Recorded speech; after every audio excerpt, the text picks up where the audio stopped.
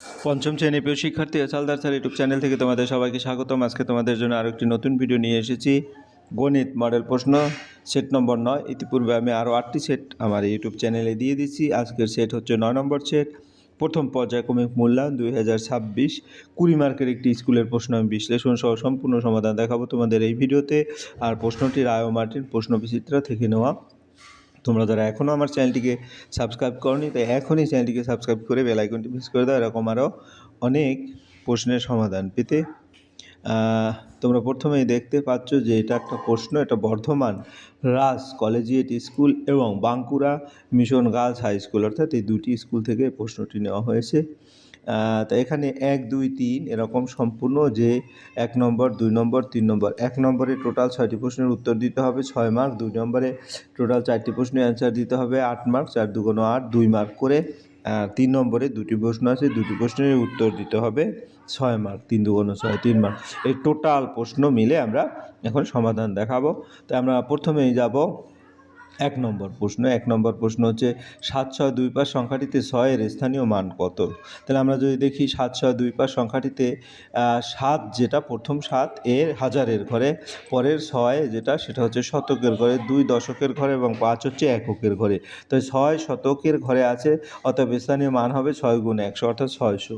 এরপর আমরা চলে যাব খ নম্বরের প্রশ্ন। 15 এবং 21-এর একটি সাধারণ গুণনীয়ক নির্ণয় করো।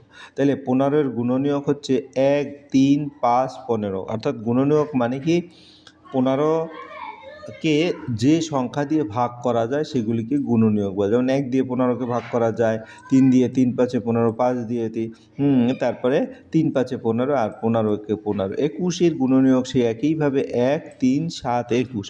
তাহলে আমরা সাধারণ গুণনীয়ক মানে কি দুটোতেই আছে এরকম, এটাকে বলে সাধারণ গুণনীয়ক। যেমন এই যে 3 আছে দুটোতেই, 1 আছে দুটোতেই, কাজে সাধারণ গুণনীয়ক হবে 1 এবং 3। তাহলে একটি সাধারণ গুণনীয়ক 3। তারপরে আমরা চলে যাব গ নম্বরের প্রশ্ন। দুটি মৌলিক সংখ্যার লসাগু কত?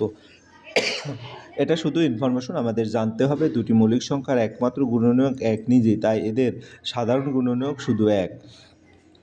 অতএব লসাগু হবে সংখ্যা দুটির গুণফল অর্থাৎ 3 আর 5, 3 5 15। উদাহরণ হিসেবে যদি দেখি তাহলে এর লসাগু হবে সংখ্যা দুটির গুণফল। এরপরের প্রশ্ন তাদের গুণফল। এরপরের প্রশ্ন 420 মিনিটে কত ঘন্টা? আমরা যদি দেখি 1 ঘন্টায় 60 মিনিট, তাই 420 মিনিটে ঘন্টা করতে গেলে 420কে 60 দিয়ে ভাগ করতে হবে। আমরা এই শূন্যর যে ভাগটা সেটা কিন্তু আমরা এই 0 0 বাদ দিয়ে চিন্তা করতে পারি। 6 ঘরে 6 7 42 অর্থাৎ 7 ঘন্টা।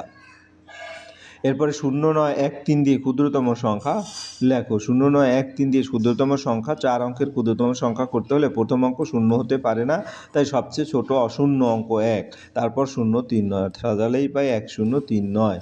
উত্তর 1 0 3 9। এরপরের প্রশ্ন হচ্ছে গসাগু কথাটির পূর্ণ রূপ লেখো। গসাগু হচ্ছে গরিষ্ঠ সাধারণ গুণনীয়ক। গরিষ্ঠ সাধারণ গুণনীয়ক। হ্যাঁ, এই গয়রস্যুকার এই গু দিয়েই কিন্তু সমস্যা। লসাগু গসাগু দুটো আলাদা। যেমন লসাগুতে হবে লঘিষ্ঠ সাধারণ গুণিতক, এটা ভালো করে মনে রাখবে।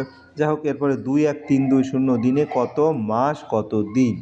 তাহলে আমরা জানি 1 মাস 30 দিন। 2 1 3 2 0 এটাকে 30 দিয়ে ভাগ করলে তোমার ভাগফল হবে 710। এটা তোমরা সুন্দরভাবে ভাগটা করবে এবং অবশিষ্ট থাকবে 20। তাহলে আমরা বলতে পারি 710 মাস 20 দিন, যেহেতু আমাদের মাস আর দিন বলেছে, তো এভাবে উত্তর লিখব। এরপরের প্রশ্ন 4টি আলাদা অঙ্ক দিয়ে গঠিত 4 অঙ্কের বৃহত্তম সংখ্যা ড্যাশ। 4টি আলাদা অঙ্ক দিয়ে, যেমন 9 8 7 6, বড় থেকে ছোট সাজালে 9 8 7 6। উত্তর 9 8 7 6। তোমরা তোমাদের মতো করেও যে কোনো 4টি সংখ্যা নিয়ে উত্তরটা লিখতে পারবে। দুটি পরস্পর মৌলিক সংখ্যার গসাগু কত? দুটি পরস্পর মৌলিক সংখ্যার গসাগু মানে সংখ্যা 1। উত্তর হবে 1। এরপরের প্রশ্ন 520 মিনিটে কত মিনিট কত সেকেন্ড? তাই 1 মিনিট সমান 60 সেকেন্ড, তাই 520 মিনিট মানে 520 সেকেন্ড মানে 60 দিয়ে ভাগ করতে হবে। তাহলে 60 দিয়ে ভাগ করলে আমাদের এখানে 8 মিনিট 6 8 480 সেকেন্ড হয় যেটা, তারপরে 40 সেকেন্ড অবশিষ্ট থাকে, তাহলে 8 মিনিট 40 সেকেন্ড। এরপরে আমরা চলে যাব 2 নম্বরের প্রশ্ন। বাবা ও ছেলের বর্তমান বয়সের সমষ্টি 60 বছর, 15 বছর পর তাদের বয়সের সমষ্টি কত হবে? তাহলে আমরা যদি দেখি বাবা ও ছেলের বর্তমান সমষ্টি 60 বছর, 15 বছর পর তাদের বয়সের সমষ্টি, অর্থাৎ 15 বছর পর প্রত্যেকের বয়স 15 করে বাড়বে। তো মোট বৃদ্ধি 15 যোগ 15 অর্থাৎ 30। তো নতুন সমষ্টি 60 যোগ 30 90 বছর। এরপরে আমরা খ নম্বরের প্রশ্ন দেখব, 1 থেকে 10 পর্যন্ত মৌলিক সংখ্যার সমষ্টি কত? তাহলে আমরা যদি দেখি 1 থেকে 10 পর্যন্ত মৌলিক সংখ্যার সমষ্টি হচ্ছে 2, 3, 5, 7। যোগফল হবে 2 যোগ 3 যোগ 5 যোগ 7 অর্থাৎ 17। এরপরে গ নম্বরের প্রশ্ন, 5 অঙ্কের বৃহত্তম সংখ্যা ও 3 অঙ্কের ক্ষুদ্রতম সংখ্যার বিয়োগফল।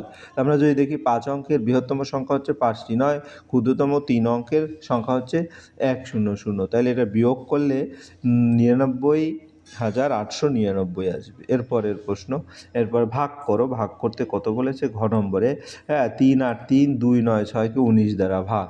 তাহলে আমরা 19কে যদি 1 5 9 6, আসলে ভাগটা তোমরা যেভাবে করবে সেটা হচ্ছে, যেমন এখানে 19, ঠিক আছে, 19কে তুমি নর্মালি যে ভাগটা করো সেভাবে করবে, অর্থাৎ 3 0 3 2 9 6। তাহলে প্রথমে আসবে 19 1 19, 30-এর মধ্যে একবার যাবে, ঠিক আছে। এরপরে গিয়ে হলো তোমার 11 আসবে, 11-র সাথে 3, এরপরে দেবে তোমার 5 বার, 5 19 95, ঠিক আছে।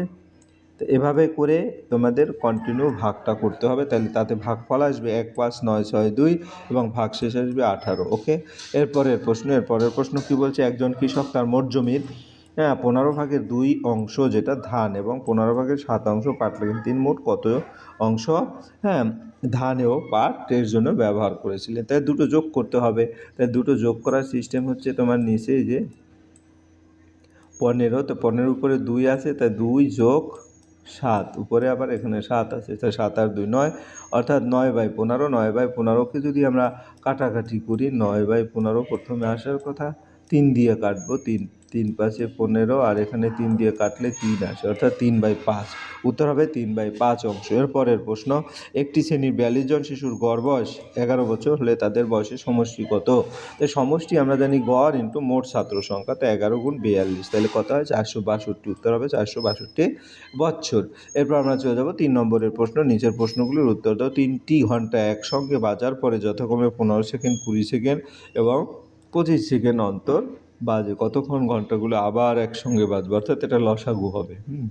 তাহলে লসাগু যদি করি 15 20 এবং 25, 15কে ভাঙাইলে 3 গুণ 5, তারপর 20কে ভাঙাইলে 2 2 4 গুণ 5, তারপর 25কে ভাঙালে 5 গুণ 5 অর্থাৎ 5 স্কোয়ার। তাহলে এখানে লসাগু যদি বলি, লসাগু 3টাতেই কিন্তু 5 আছে, এটায় 5 এটায় 5, আর এখান থেকে একটা 5 চলে যাবে, আর সাথে স্কোয়ার আসবে, অর্থাৎ 5 স্কোয়ার, আর এখান থেকে 3 আর 2 স্কোয়ার, এগুলি সব গুণ করলে 2 2 4 3 4 12, 12 গুণ 25 300 সেকেন্ড, 300 সেকেন্ডে 5 মিনিট হয়। এই অঙ্কটা আরও বেশ কয়েকটা প্রশ্নই এসেছে, কাজে অঙ্কটা ইম্পর্ট্যান্ট অঙ্ক। অমলবাবু তার 8 মাসের আয় দিয়ে 9 মাসের খরচ চালান, তার মাসিক আয় 11,232 টাকা হলে 1 মাসের খরচ কত? তাহলে আমরা যদি দেখি, তো এখানে এর প্রশ্নের উত্তরটা আমরা করব, যেমন মাসিক আয় 11,232 টাকা, 8 মাসের আয় হবে 11,232 গুণ 8 অর্থাৎ 89,856। এটা ভালো করে তোমরা গুণটা করবে। তো 9 মাসের খরচও কিন্তু 89,856, তো 1 মাসের খরচ এটাকে 9 দিয়ে ভাগ করতে হবে, ভাগ করলে 9,984 টাকা উত্তর হয়। তাহলে এইভাবে তোমরা সুন্দর করে প্রশ্নের উত্তরটি ক্লিয়ার করে বুঝে নিবে। আশা করি ভিডিওটি তোমাদের অনেক উপকারে আসবে। পরে শেষে বলবো, ভিডিওটি দেখার জন্য অসংখ্য ধন্যবাদ। ভিডিওটি ভালো লাগলে লাইক কমেন্ট শেয়ার করতে ভুলবে না। আজ এই পর্যন্তই, ধন্যবাদ।